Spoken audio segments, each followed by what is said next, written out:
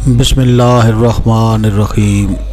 अल्लाह के नाम से शुरू जो नहायत मेहरबान और रहम फरमाने वाला।